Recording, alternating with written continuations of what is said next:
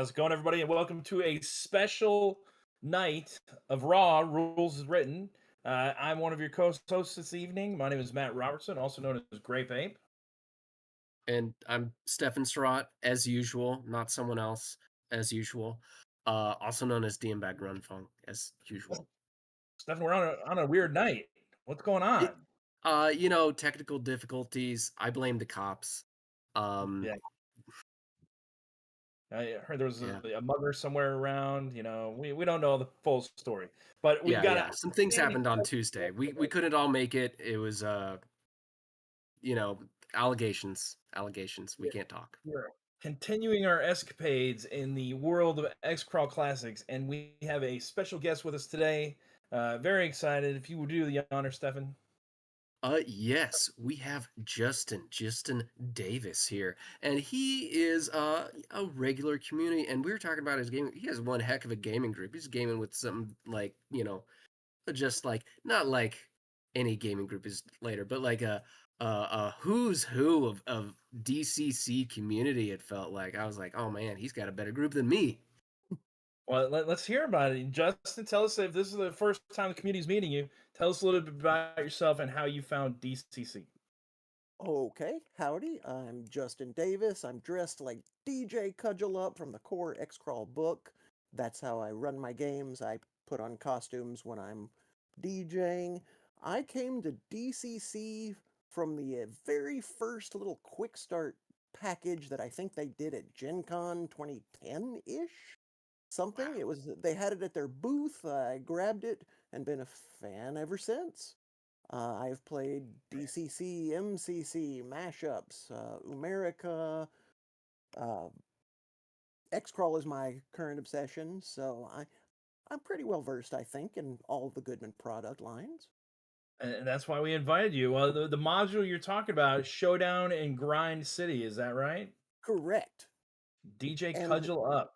yes, and she's got a cudgel, and she's, uh, according to the description, dresses fancily, and she has her squad of all goblinoid murder dancers. So I am embrace the theatrics of it. Well, and the reason I found you is because on Facebook, you often post different DJ characters that you come up with and create. And so tell us a little bit about this. And I was like, man, this guy would be a great guest on Raw. So X-Crawl kind of scratches all of my pop cultural weird itches. I'm an early 50s guy, so I'm very rooted in the 70s and 80s. So any opportunity to bring back celebrities that have long passed to the modern age, basically no one gets my jokes, so but I get to put them out there. So I have created dungeon judges and other NPCs that are basically all extras from the Love Boat. You know, if you showed up on 70s game shows or terrible sitcoms or ridiculous of TV, then they're going to show up in my X-Crawl game. Who's your favorite? Do you have a favorite that you created?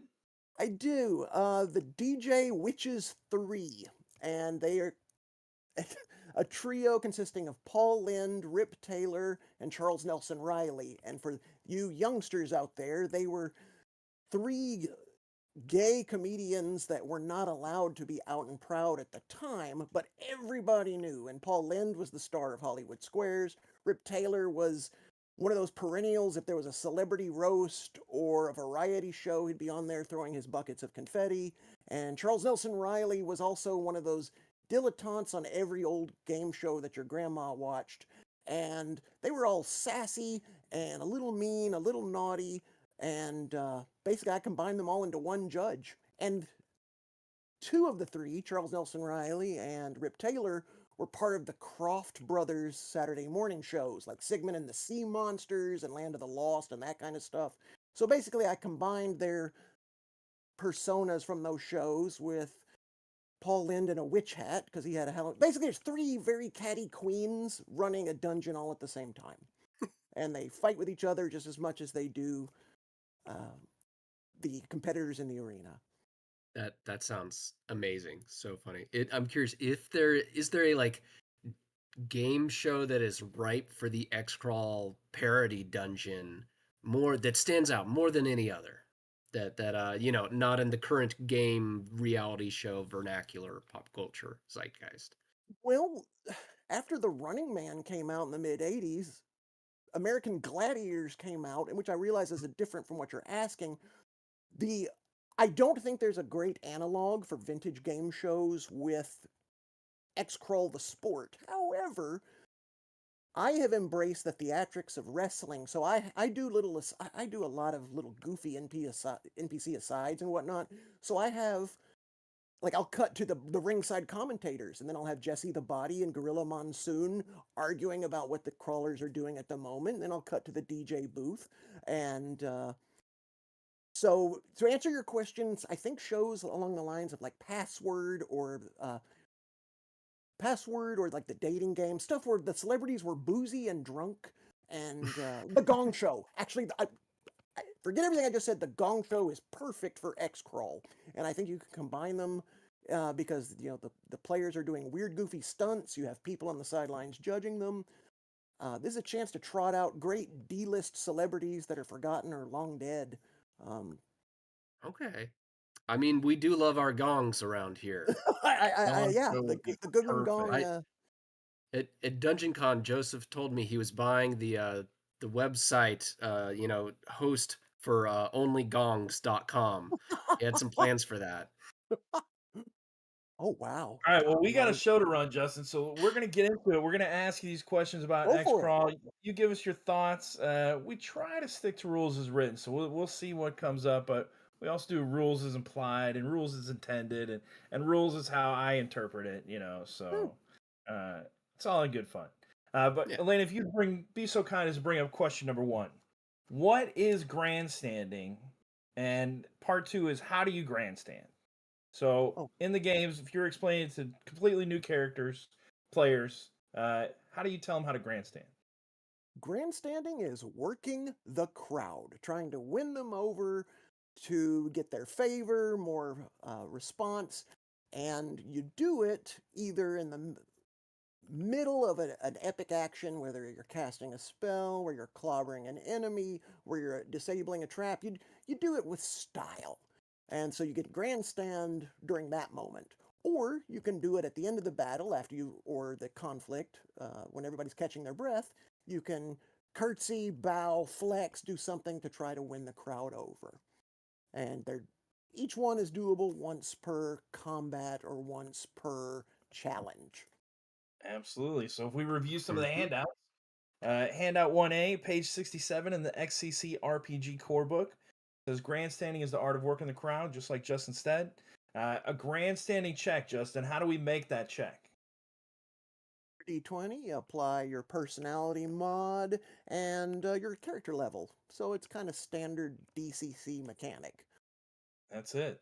Handout Mhm. 1B goes on to say once during the ongoing campaign, you can grandstand as a free action. That's important to note. So we don't have to burn an action or even a movement action to mess with that stuff. And this is the first time we've kind of seen the words free action incorporated Well, into our rule set. well, and also I remember on a previous episode, Brendan had mentioned why that decision was made, and it was basically because he wanted to encourage the grandstanding. When people had to spend a real action to do it, they were going, "Well, I'm giving up my attack roll here," or something Yeah, like that. They didn't want to sacrifice that. And when in those like early play tests, when it was like that, grandstanding just almost never happened. So made it a free action, and it started happening way, way more. all right. So, So as once it turns during out, any system does matter until it doesn't. Absolutely. So once during any ongoing combat, and then once immediately after the combat ends.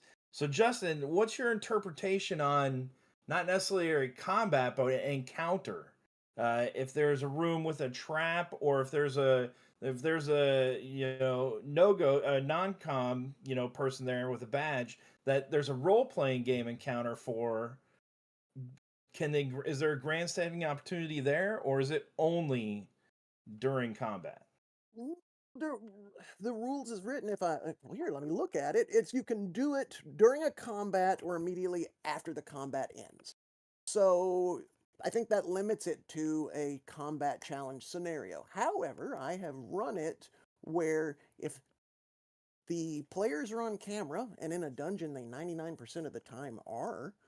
I will allow a player to do anything creative if the works for what we're doing and if it sounds cool. I don't want to say I defer to the rule of cool, but somebody saying I am going to try to epically pick a trap while flaunting Slick Willie's lockpicks and making a production of it, I'll say that's a grandstand for no other reason than they're shilling for the company.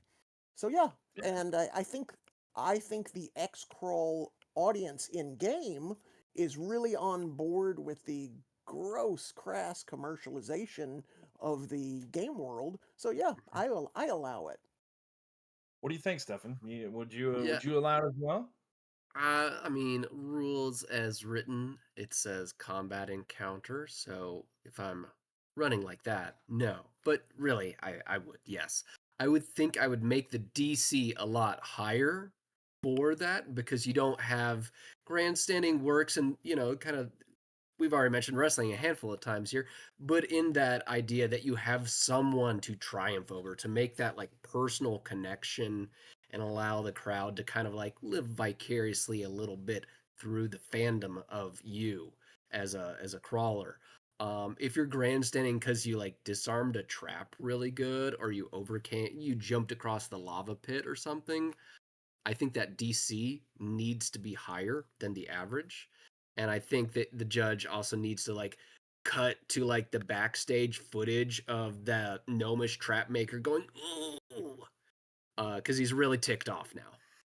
And All I right. actually do that. I do lots of cutaways and asides to like the production booth or the script writers or that kind of thing as the game progresses. So you get me, man. Yeah.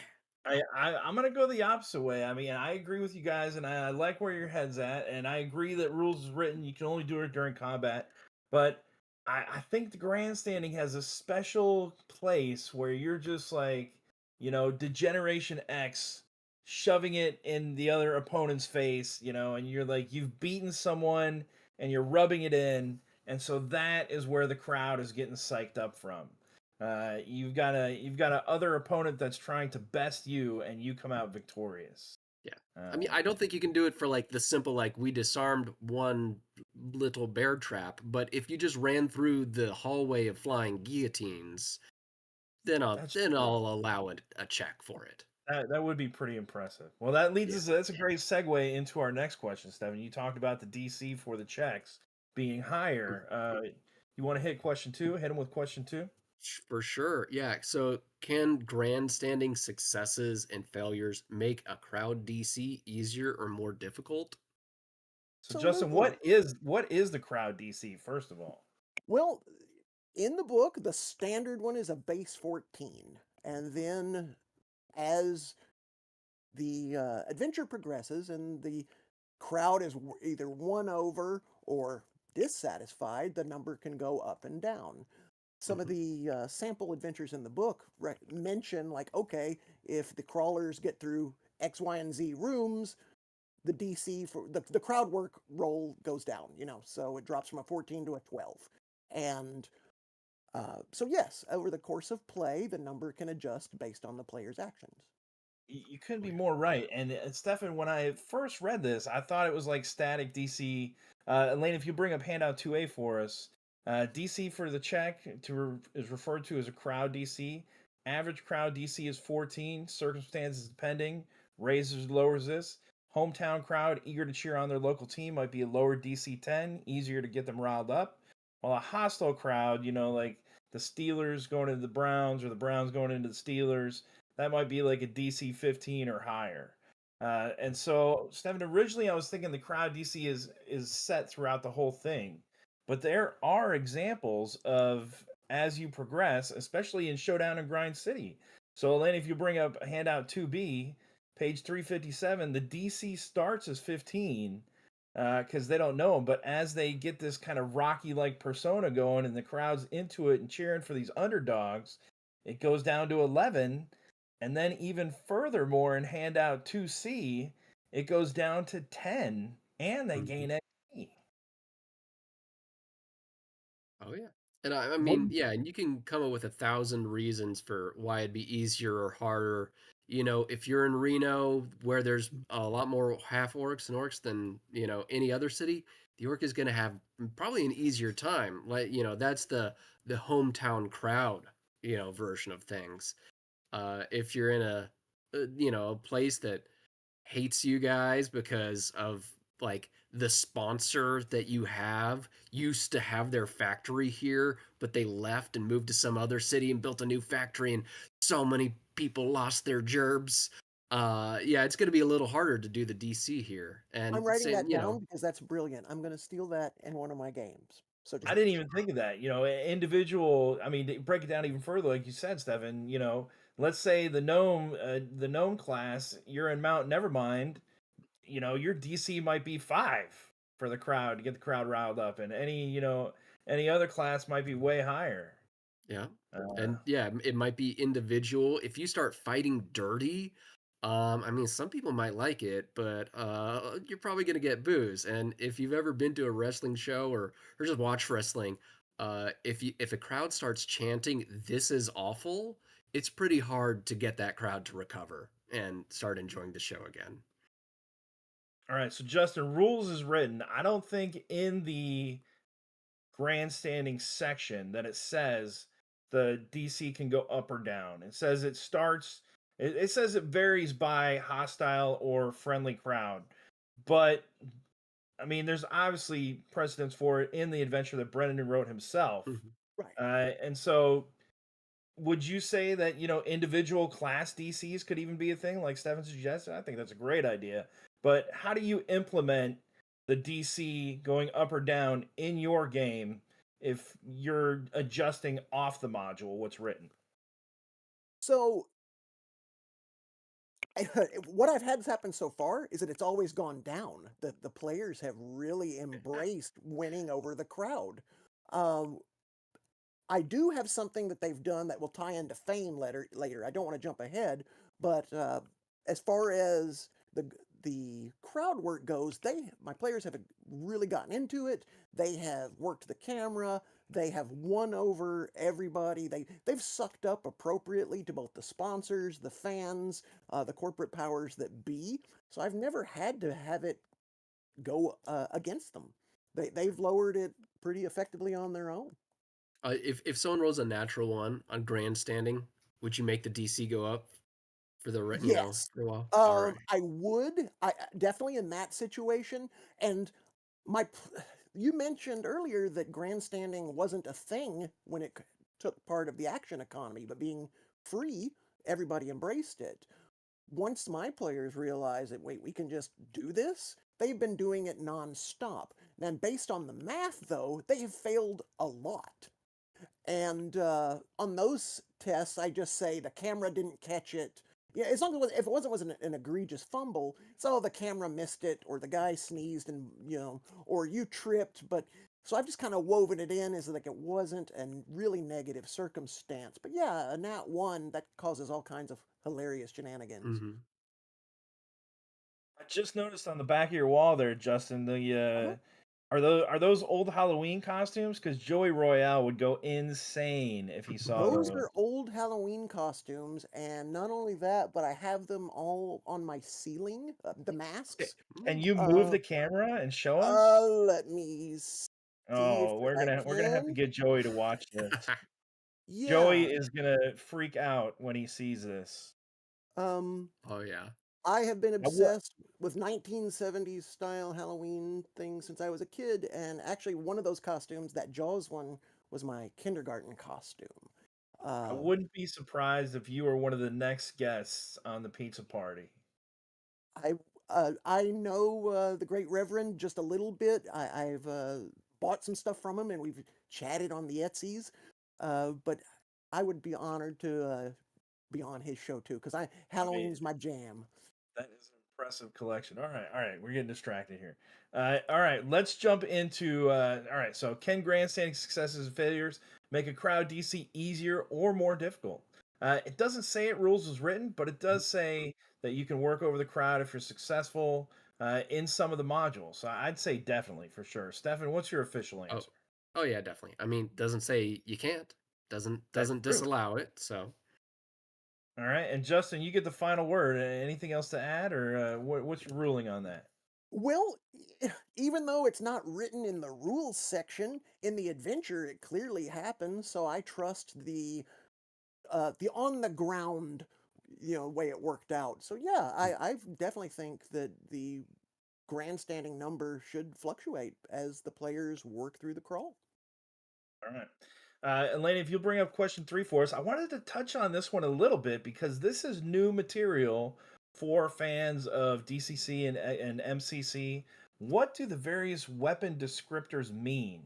So now we've got weapon descriptions that say things like two-handed, which we had before, but now you've got a reload, you've got a hurl. Uh, Justin, you want to touch on these a little bit and what effect it adds in game?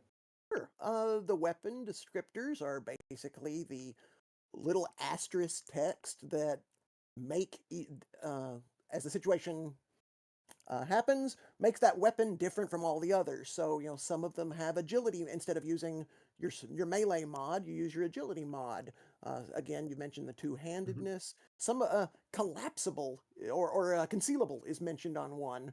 And so that weapon is easier to hide than others. And yeah, the hurling thing is new. Um, let's see, anything else that's particularly interesting? The whip The I find mounted is interesting. new. I don't recall many instances of mounted being used in prior DCC stuff, but this is, and having a weapon with mounted presupposes that X-Crawl players are going to get on critters and joust, or they're going to get in their doom buggies and race through the arena in some form or fashion. So, uh, it's the subtle implications by those weapon descriptors, I think, that add a lot. Yeah, Elena, if and you'll I bring up think handout the 3A go ahead. for us. Well, let's bring this handout up first, Evan. Handout 3A, page 63. And I highlighted some of the other ones, and the descriptors are at the bottom. Now, Stefan, I'm going to let you finish, but we're not used to these in DCC or MCC. So, I mean, I often forget them. How do we incorporate them, and how do we make sure a player knows that they have these added abilities? Well, I just want to say some of them are in DCC. They're just kind of formatted a little differently. Like mounted, that's what the lance does double damage on a mounted charge. Lance does the same thing in DCC, and It's under the if it says mounted section.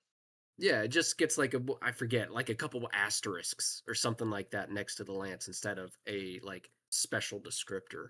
And same thing, dagger has the backstab thing. It's it's a D4 on a regular hit or a D10 on a backstab. Same thing in DCC. It just has a actual descriptive label to it instead of an asterisk or two. So how do we incorporate these in, Stefan? Because DCC player is not going to be used to, an agility with the rapier. What does agility do? What if I forget? What does stretch do? What's that agility? You apply your agility to hit and damage instead of your strength. That makes sense for a rapier. The whip also has it. Those are gonna be, from how they are, things that naturally it just makes sense that agility is more important than, brute strength. Very true. All right, so stretch that'll let you strike targets up to 10 feet away, which was Mhm. almost, it's always been kind of implied in Dungeons and Dragons. You got that spear. Can I get an extended reach? Uh, Sometimes, but now we've got it written in the rules. Now, Justin, the one I want to touch on is concealable. Mhm. Easier to conceal than most hand-to-hand weapons. It can be hidden in a pocket. Now, if you look at the firearms section, if you've watched Raw, I'm always trying to sneak a firearm into X-Crawl. And if you look at the firearms section, they don't have a weapon descriptor in the firearms. But I would argue that a little tiny one-shot gun might be concealable as well. And would you let me sneak it into your X-Crawl, Justin? Okay, well, based on the cosmology of the setting, firearms are not only forbidden, but they cause major freakouts from the powers that be. So I am assuming that pistols and whatnot aren't concealable at all because they're going to be big, gaudy blunderbuss type of stuff that the man on the street couldn't hide anyway. Would I allow you, a rogue player with a one-shot little magically conjured pistol into the arena? Sure, I would have no problem with that. Now, if you actually used it on camera, that's on you, and the consequences that happen are on you. But yeah, as a GM, I am all for players doing things they shouldn't, because then I can uh, maximize the fun in doing so. Maximize the fun and Consequences. the consequences. Stefan, you heard Right. it. Mhm. A little Derringer, one shot. Would you give that the concealable? Yes, but he does have a good point about like how we know. I feel like guns can be of pretty small size here. I think we could still do that even if they aren't as refined as what we currently have in modern day with how fancy they can get. Um, but I think a gun is again, you're not going to want to use that on camera. If you're I feel like a gun in or around the X crawl arena is more likely to be used by like someone on the backstage who's like done a little too much of something and is like freaking out a little bit. Um, More of a backstage or tour bus thing than an onstage thing. I mean, let's just look at rock and roll. Guns, or what's that show? Mike Judge did it, Tales from the Bus or something like that, or I can't remember the Tales from the ah Tour Bus or something like that. something like that. Yeah, an absurd amount of episodes involve a gun being used in or just outside of that tour bus. So there is a place for it. It's not on camera, Matt. There is a place for it, though. Yeah, Justin, I've been trying to. I've got this highly developed plan, and as we go through each episode, I'm Highly developed, yeah. developing it more and more to one day play in Brendan's games and just have an ironclad rules is written, backed up gun that I get into the crawl and use and get away with it. So it's gonna happen. I look forward to seeing how you pull that off. That sounds fun. Maybe a dungeon con this year. Okay. All right. So anyway, we got the descriptors. Hurl is the other one I wanted to touch base on real quick. So we've got hurl for the javelin. We got hurl for the hand axe, obviously. Dagger. What about other weapons that don't have that indicator? Is there? I mean, I would argue that nunchucks would be agility, maybe. Because I mean, if you've ever tried nunchucks, cracking yourself in the head with one of the You nunchucks, know, it maybe definitely. we need to like do a mass call, stomp the typo. That's one of them. We missed a nunchucks our agility. Um, Trident? I mean, can you throw a trident? Would that be hurl or would that be reach maybe? I feel like throwing a trident. I've seen Johnny Quest enough to know it can be done by fishmen or supposed fishmen. Poseidon absolutely. throws his trident all the time. Yeah. That, Who am I to correct Poseidon? You know, That's on what do me, you think? man. Looking at the weapons list, Justin, do you see anything else that you maybe change in now your home game? I had. maybe Oh, go I'll ahead. say on Hurl real quick. Maybe Hurl isn't on those because Hurl makes it so strength modifier applies to damage with this map at close range only. Strength mod applies to damage at close range. Maybe not having Hurl there means or implies that strength is applied all the time, even at long range. Or maybe there's another part of the book I'm forgetting, and that's absurd to say. Well, no, as you said, hurl only applies to short range, but I don't recall like hand axes with that damage mod in standard DCC ever reducing based on, range tier. So I think that's maybe a new little wrinkle that, if you throw your hand axe, you only get the melee mod on short range damage. Maybe I've Well, been That's playing it in wrong this whole time. yeah, in all the core books, you have the range indicators where short range is regular D20, middle range is -2 to the roll, and then hot long range is -1 die. To hit, yes, but the damage Yeah. part I don't remember being reflected that way. I don't know if it's For hidden in the text, but been at enough tables where it's been a house rule. Okay. It is in the text for it, so it's for non-mechanical, and I think it's under equipment as well. It's one of those little asterisks. If Sure. it's mechanical like a bow or a crossbow, then you don't get that strength bonus, but like I Right. think does. Yeah. The Hurley chucking ones get that strength mod, but this, X crawl suggests that you only get the damage part in the short tier. That is true. And I gotta be honest, in the middle of combat, as players and GMs are hurling dice and whatnot, no one's gonna remember that I don't get the damage mod at 80 feet. I get it at 79, but not 80, and I would probably let it slide. Yeah, that Well, that +1, that +2, usually not, the player who remembers it, good on them. They remembered it. They're getting it. A Right. lot of us, well, Yeah. let's talk really quick, 1 second about reach. So the reach with the spear or anything like that, Stefan.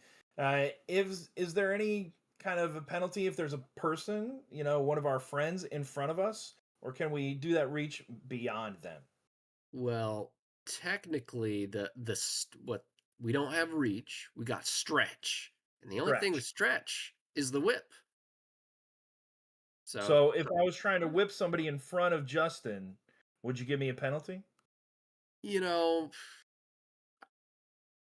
I might give you a -1. I don't really think I would unless like the person in front is like a goblin, and it's just like you really got to go over. I mean, with a whip, I think you could do it. I mean, we're trying to look good on the camera here. I'm not gonna press you too much about it. Yeah. Justin, what do you think? I was surprised Spear doesn't have reach or stretch. The I kind of view it as like you're meleeing into melee. So if you were shooting, if you're on the sidelines with your sling or bow and arrow firing at somebody and somebody's in front of you, I think you would be impeded. If a bunch of you are all clustered together and someone's trying to stab behind you, if they fumbled, I think I'd automatically make them stab their friend. You, Or you Yeah, know, that's maybe on the miss we need to do the just as you would miss roll right, to hit on a ranged the range. miss. Maybe Yeah, that's yeah. the absolutely. appropriate ruling. We'll have to check with Brennan and see if that's his intention there because yeah, definitely. All right, well, Stefan, let's jump to the next question. For sure. All right. So next up, fame, baby. What is fame? Fame What is is fame? Fame is the meta currency that translates to how popular you are in and outside the arena. And you earn it in game by if you grandstand, you get a fame point, or you do really cool stuff, you get a fame point. And that can translate as they accrue, that translates later to a chart where you can get modifiers on NPC reactions, or do fame burn, where you can actually spend it to have cool stuff happen. Like, you're drunk and disorderly, the cops show up. Well, you don't want this to show up in the morning's tabloids, so you spend X amount of fame points, and the cops escort you out of the back so they can get pictures taken with you and give you a warning. Mhm. It's a great way to capture the prestige and privilege that comes with being an X-crawler. But you got to, you get to, it's a currency you get to spend. That is an outstanding explanation. Let's look at some handouts here. Elena 4A, if you would please. On page 112, it says fame measures a character's popularity, their media status, and the value of their public persona. In short, fame measures how hot a property that character is. Some of the things like Justin alluded to, if you bring up handout 4B, instant recognition is the first one. Your fame score is the percentage chance of being instantly recognized in your country of origin. When you encounter people outside the crawl, the judge rolls a check, trying to roll your fame score or lower on a percentage dice. Now, Stefano, I'm always trying to relate Mhm. fame to what happens in the crawl. And I know it's not written that way, but I feel like, and you and Justin can both weigh in here, if we don't do it, if we can't connect them for like one shots, we're missing like a huge section of the game, right? What's a way that we can make them have a lasting effect in the one shot that we're about to do? Because for campaign purposes, they're great. I think that something that is missing a little bit, at least in like how things have kind of, I think in how the kind of community conception of what an X crawl game is exactly that. One game that kind of does it pretty well, but a very different game I would say is Delta Green, actually. Delta Green is all about horror and going on missions and working for the government and not being able to say, reveal the horrible things that you do to keep the rest of humanity safe. But it very much encourages that the beginning of missions, kind of, you have a little montage of you having to lie to your wife about where you're going. Yeah, I'm going. It's training, post-service training, and you're actually going to Montana to clean up a biochemical, what is maybe a biochemical spill, maybe aliens. But there's that montage that kind of has the mundanity and the normal life that you have to try to live and not break. And then you do your mission, and then you do your little wrap up montage at the end, and that's the kind of game that I think, or I think adding that to your X Crawl games would really help out for a lot of folks. Well, Justin, before we get your opinion, let me hand a couple more handouts here. Handout 4C, page 113, says the character's fame gives them a bonus to the following skill checks in the following circumstances. You can always add your fame modifier to all grandstanding checks in professional X-Crawl. So that is one area where it translates over. Once you build up this fame, you get a fame modifier.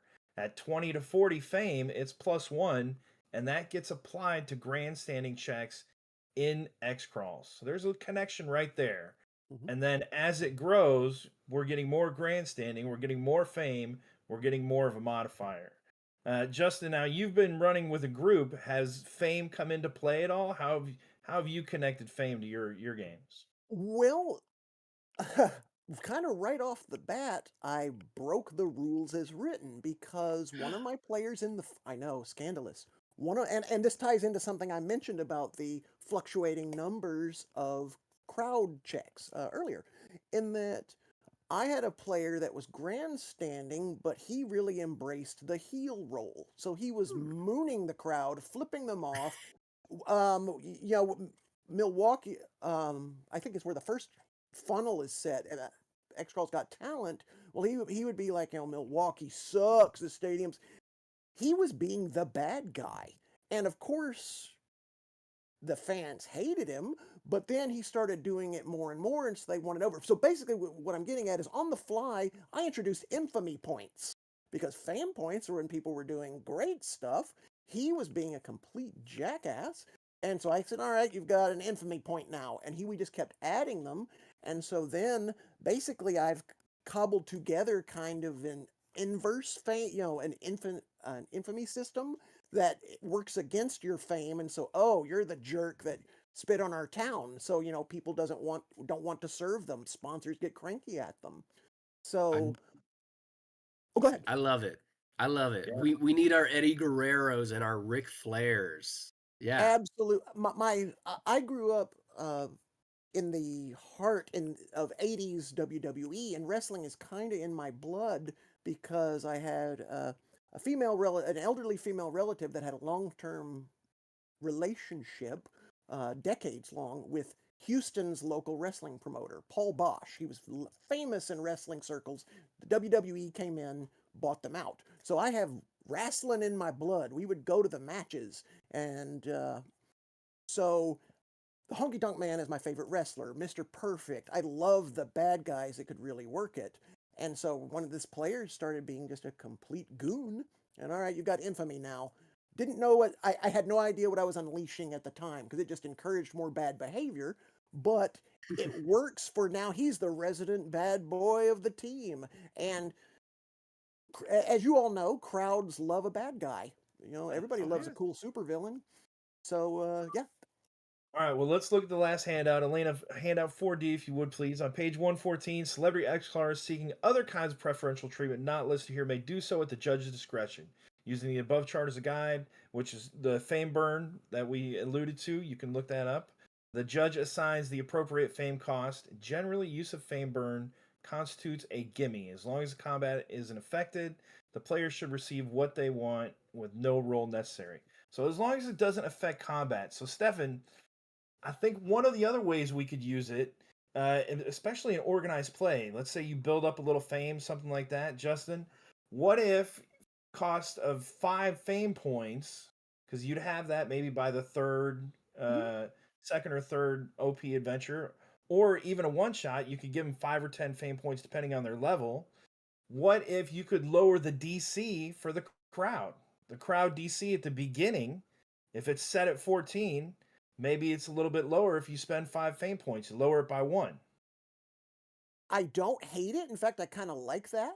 Um, what I've encountered is that fame is kind of really easy to earn. In the more successes you have, the more cool stuff, the fame bumps up. So maybe at a 2-for-1 ratio, I'd let you spend fame to adjust Mhm. the grandstanding number, or What maybe if make everyone have to spend, like the whole team has to mhm. spend a fame point to lower it by 1. What if this is a tournament scenario and there can only be one winner? I want to spend my fame to make it harder for the guy sitting next to me. Just him. I want the cameraman to take every moment of his spotlight and give it So to it's me. anti-Mojo basically in Yeah, Contest of but Anti, Champions. just for grandstanding. I want him Just to for do good. I grandstanding, just yeah. don't want him to because I want him to make me look good though. Yeah, no, that's actually clever. I like that. no, that caused we're building teamwork here. Not, Stefan is promoting PvP. That's why I take the judge aside and go, "Hey buddy, and I slip him a 5 and tell him I'm spending 5 fame points." I mean, And I am all yeah, about encouraging teamwork. I am a firm believer in it, but every rock band or successful wrestling team, somebody always gets a bit too big in their britches and wants to break out. And I think that's a great way to kind of sow those seeds for doing that. I mean, I would not allow it because I want to connect fame to a one shot. If we're at a convention and we're playing one shot, you have that whole category of fame and you're earning fame by grandstanding. Like, what's the point of me grandstanding in this one shot if I can't use that fame somewhere? If I can't build that fame up, we're missing a whole section You're of right. of a great mechanic. Yeah, Uh, and so that's why you need those before and after show kind of moments too, so that you have that opportunity to spend the fame. So, would you, Stefan, what do you think about this? Could we use fame as a currency in the crawl as we're earning it, but not to affect combat anyway? Because that's the one thing we can't affect. The rules was written as can't affect combat. Other circumstances, though, I don't know what those Uh, would be. I mean, you'd have to give me an example. It's too Well, vague right now for me to maybe the conceptualize. prize tiers change. If the players complete X challenge, their prizes are 500 gold and a year's supply of dragon turtle wax. But if they accrued 10 fame in the challenge, they get 1,000 gold and not only the turtle wax, but a year's supply of slice-a-roni, something like that. That it, I it like that. changes the imp. Since you're coming at it from a pure convention kind of limp one shots, I think maybe fame could be used there to get better cash and prizes. Yeah, that's a great call. Yeah. Yeah, Because then if you you have grandstand, maybe if you grandstand with like a specific thing you found in the arena, you can, turn in your fame that you will get from that specific grandstand for, your supply of X. building on what you guys are saying, what if we have a fame pool during the one shot that all our successes, that 1 point of fame goes into a pool and we can only use it as a group? So once we Okay. get to 5 fame points, we can use that to, do something. I think this is a wonderful like convention focused like rule. Matt, do you know anyone who works at the Gong Farmers Almanac organization? Maybe you could get this in there. Maybe in 2026. We're already locked for 2025. All right. But definitely for 2026, we're gonna have some new leads next year. They're All right. motivated and ready to get into it. All right, well, Stefan, Perhaps we got to X-Crawl pick this up. Insider 3. I hear issue 2 might be wrapping up their writing submission choices. All right. I think I got the next question. Justin, what is Mojo? Question number 5. Well, I presume that every XCC player worth their salt knows about how luck works. Well, Mojo is collective luck for the team. You can't spend it on yourself, but you can donate it to your fellow teammates doing cool stuff. And the big caveat is you can't ask for it.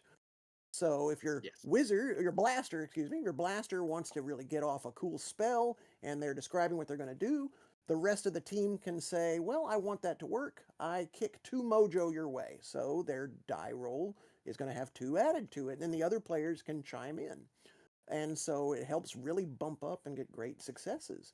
And again, the player can't say, hey, I want to do a cool spell. Will you guys give me mojo? That's not only bad form, but it nullifies it.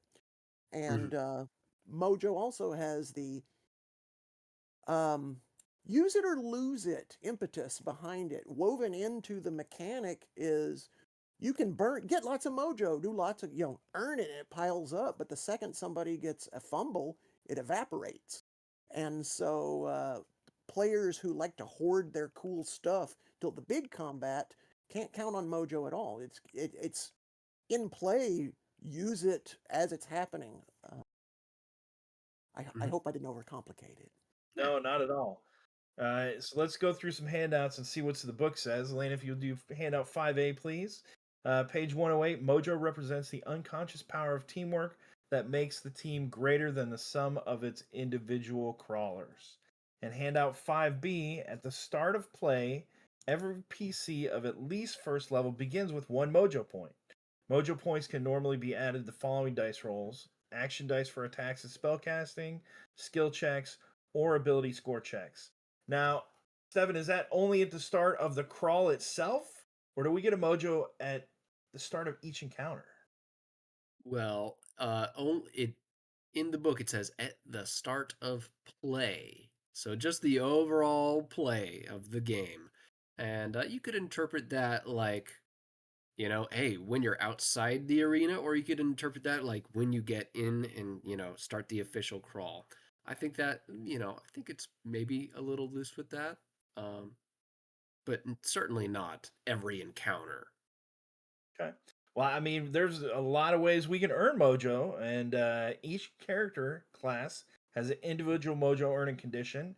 Some of them can get multiple points from certain actions. But handout 5C, if you would please, Elena, page 108. You can never spend mojo points on yourself, like Justin said. You can only give them to teammates.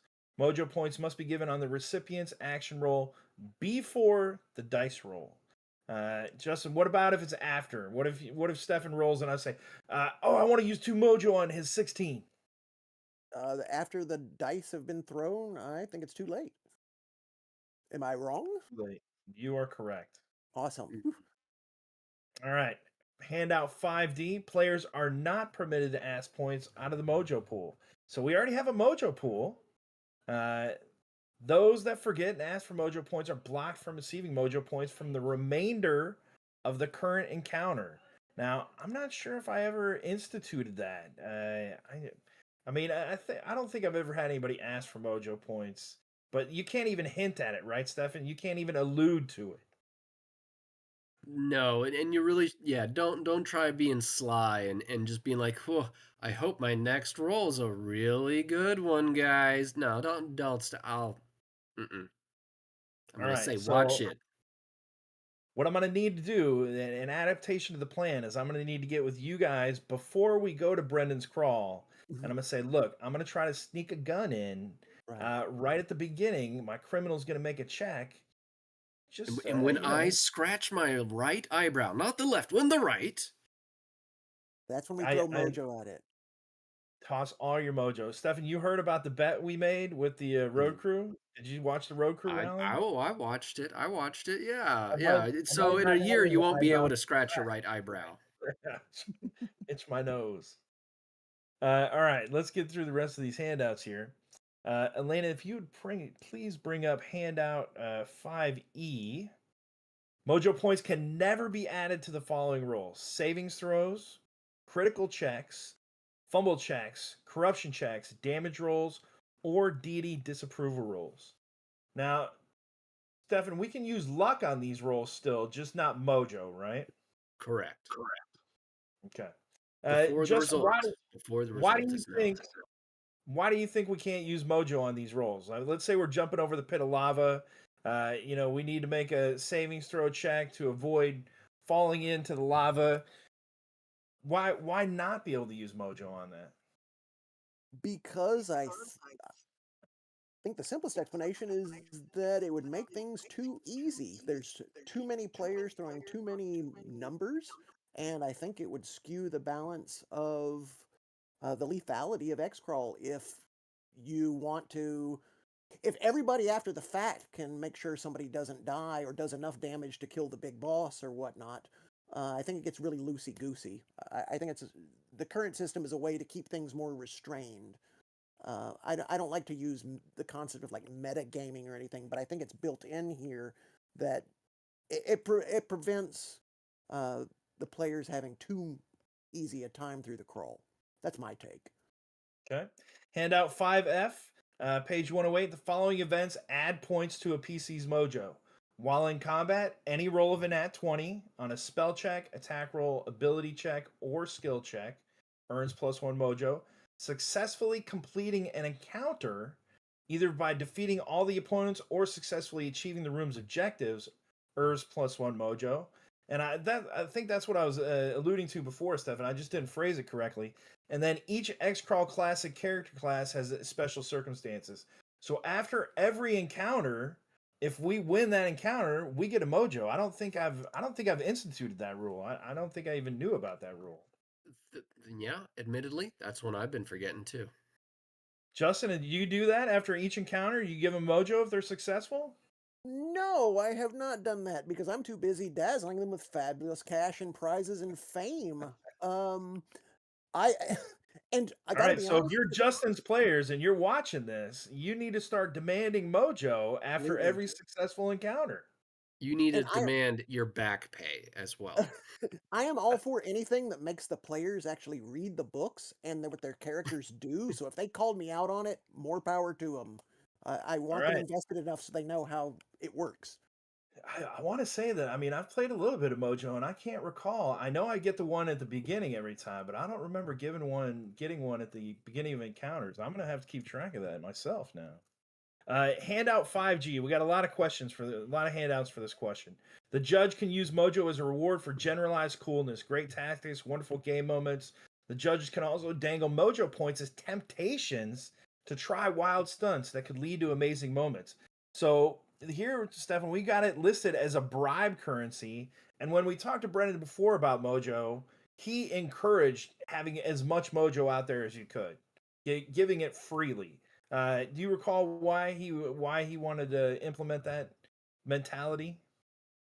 Because it, like grandstanding, it encourages that it's good for TV kind of action. So, in what circumstances would you use Mojo to bribe your characters, Justin? Well, in the funnel adventure, there's a really precarious room that basically you can cross a bridge to go over the pit of spikes and fight people to get to the door. You can go down the spike pit to fight and get the treasure to get through the door, but there's perils up there. But then you can go over all the conflict by these Olympic style rings.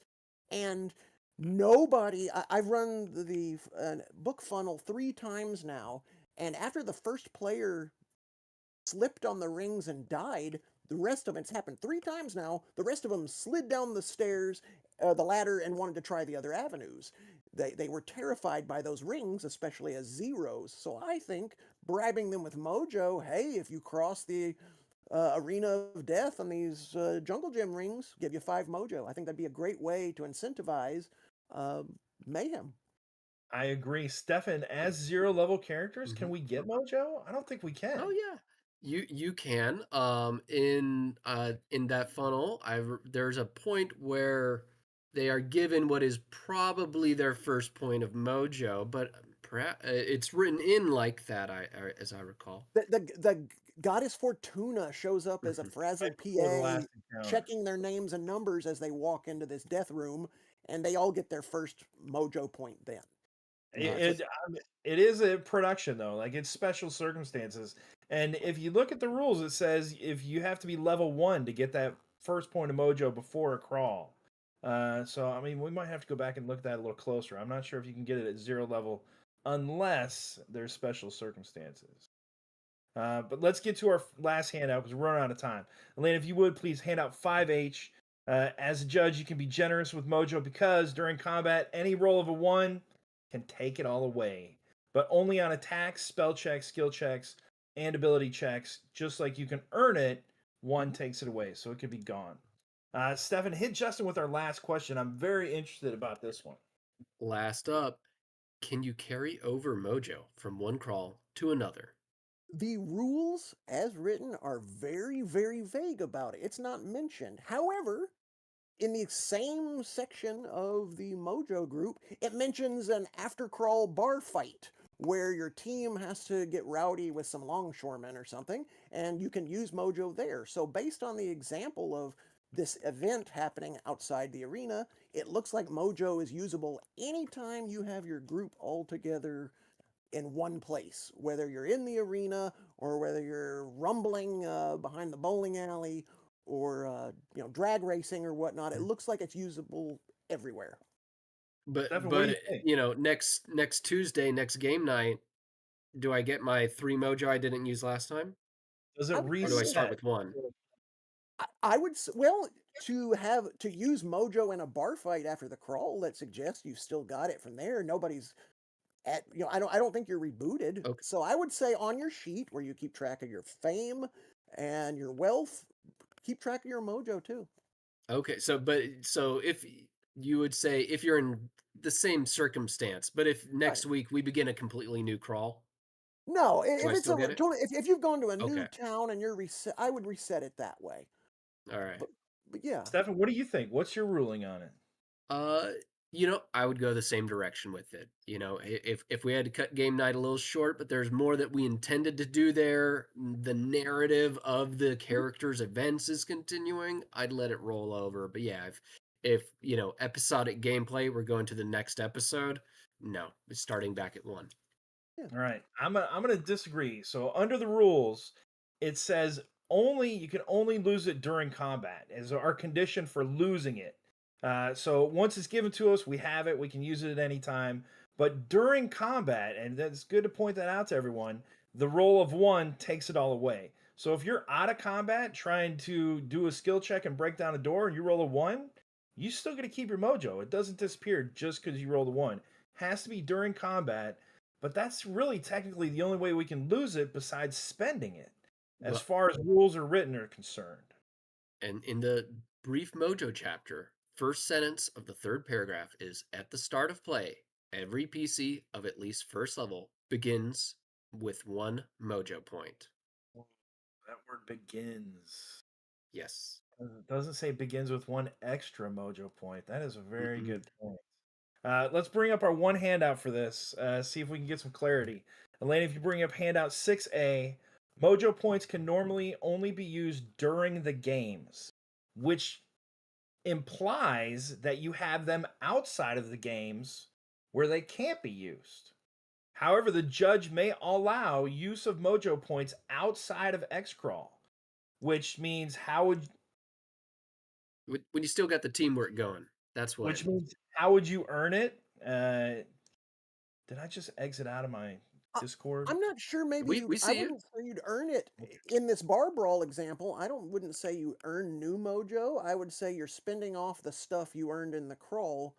Um, so maybe it's only earned in the formal arena games, but that way it can accrue and used later, but then it might reset for the next scenario. I feel like we're going along. I feel like you could get Mojo. Mojo represents the unconscious power of teamwork that makes the team greater than the sum of its crawlers. You're still using teamwork in that bar fight, so I think you Absolutely, could you've still got your get it. buddies; they've got your Yeah. back. All right. Well, that's our time. We'll find out what Brendan says in a month or so, and 2 or 3 episodes. But Justin, thank you for coming on. You've been an outstanding guest. It's been a pleasure to have you on. Thank you for You having got me. This is anything that you want delightful. to say to the viewers? Um, check out the Facebook group for X-Crawl. There's lots of great stuff that comes up there. It's a dynamic community. Embrace the crazy of the game. I think this does a very neat thing in the DCC system in that it combines not only the dungeon crawling antics that we're all here for, but then it has all this meta game outside stuff where basically it's two games in one because the players get to role play their personalities. They have to deal with agents and sketchy managers. I think it opens up lots of role playing opportunities in the way that other games haven't. All right, Stephanie, you got anything in closing? Not on the topic of X-Crawl, and I smell my wife's cooking in the other room, so I want to go. All right, I don't have anything. Elena, thank you for being our lady behind the scenes. I do want to say, I don't think we've had a pizza party in like 2 months, maybe 3 months. I Well, know Joey's on summer break. pizza party is happening on a new channel. If you check out, Joey's hanging out with the sewer rats these days, and they're doing pizza Okay. parties over there. Why, how did I not know this? Where's the announcement? Are you saying that I missed a pizza party? You probably missed a pizza party. If you got, you'll probably find a few things on YouTube if you just search pizza party, but they do them on YouTube. Yeah, All or I right. think they do. Well, It's I'm gonna uploaded there after the fact, at I'm gonna least. send this to Joey and have a petition to get another pizza party going because I want to see you on there as a guest, Justin. But in 2 weeks' time, we will be back on. I'm going to San Japan this weekend, but we will be back on September 9th. So we'll see you then, everybody. Thanks. Thank you, gentlemen. Thank you, lady. Take care.